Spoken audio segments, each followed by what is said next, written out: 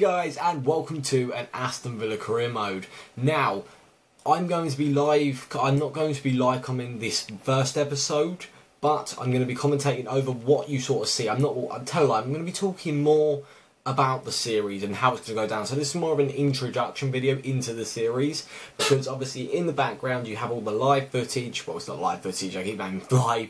It's all the footage of the career mode, what I've done so far. There is no gameplay in this episode. That will come in the next episodes. But with this Aston Villa career mode, I just feel I've always wanted to do an Aston Villa career mode ever since FIFA 16, like literally they announced FIFA 16, I was like, I've got to do an Aston Villa career mode, I've got to do one. I started one on FIFA 15, I've been really enjoying it.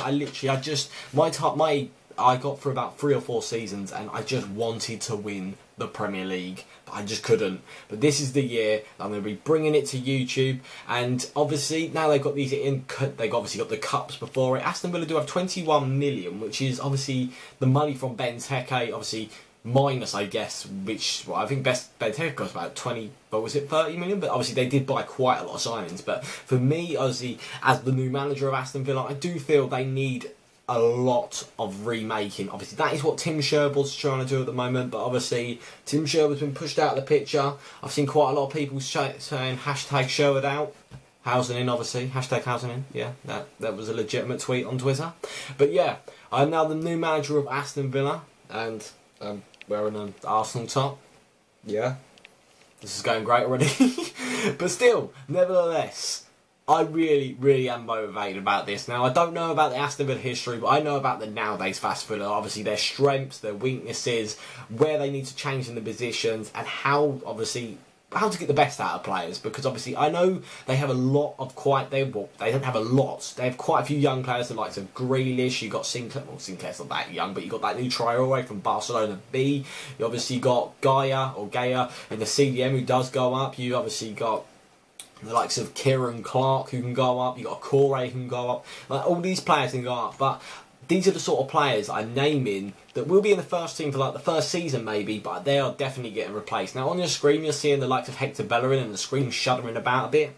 That is due to my Gatto being a piece of rubbish, and I'm not sure what he's doing. He keeps trying to do this, but it's only on the first little bit like this. So as you can see, we're trying to bring in the sort of youth players, the younger players of the BPL and obviously around the world. I'm not just going to be going in like, we've got 21 million. We're not going to be going, yeah mate, Dortmund, Matt right now, please.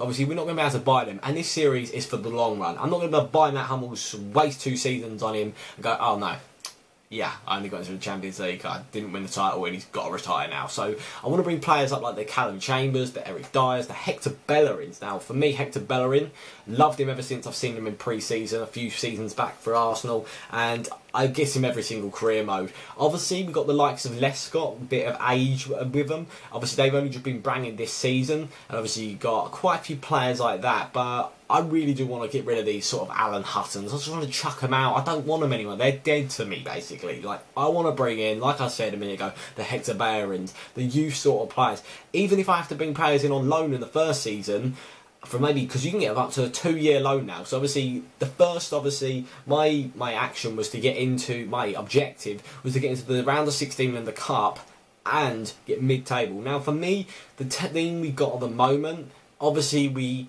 haven't got a lot of versatility with the players. Maybe Jack Grealish can play centre attacking mid, left mid. Like, that is all really. I've got Stead can play just a striker. There's not many versatile players. I think we might have Gardner who can play CDM, left mid, centre mid, and things like that. But literally, I want to try and bring in some versatile players. I want to bring in the young players. I want to bring in the players that are going to go through the rankings and build Aston Villa from a 17th. Bloody, at the moment, Aston Villa, they're not doing very good in real life. And I've had quite a lot of tweets saying, hopefully you'll do better than bloody what they're doing in real life. And for me, pre-season start, obviously against Hamburg, so we stuck out our best team there, because obviously Hamburg are a good team.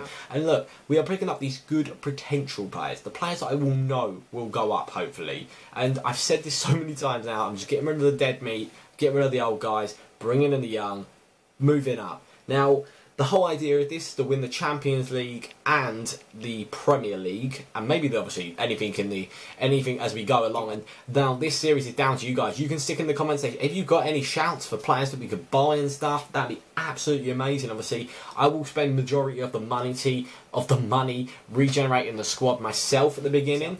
Well, obviously you can tell we're buying these players right now on the screen. It's just a bit of a makeshift sort of video at the moment because I felt it'll be a bit boring just commentating over the signings and stuff as people normally do. But now this is what's going to make the series fun. All of the footage from next on is going to be live com. So all of the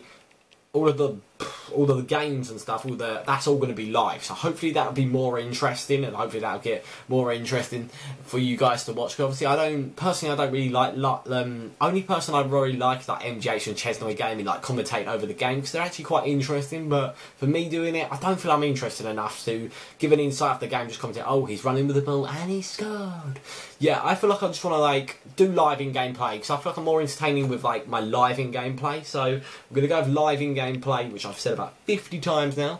But literally, this Aston Villa career mode for me is something I really am passionate about. Like, a lot of people are going with their Chelseas, they're going with their Arsenals, they're going with their Barcelonas, but the Aston Villa one for me, it took me 5 seasons I went through with Aston Villa on FIFA 15. I could not win the title. It come up to the point where I was getting regen players. That's how long I stuck with it. I got into 3rd. That was my best position. So this is something that's been on my mind for quite a long time, and I am really pushing for this right now. I will be uploading. Obviously, I don't want to, like I said at the beginning of YouTube, I don't want to just spam videos out there, chucking videos out there, giving you career mode daily, because that's when people die down the series. Obviously, I know career mode isn't the most popular on my channel, but hopefully we can build that population up. And we did manage to sign a lot of people in this first episode, guys. So if you have enjoyed this first episode, and Burns will be a bit of a makeshift one, but next episode we will be playing against Bournemouth.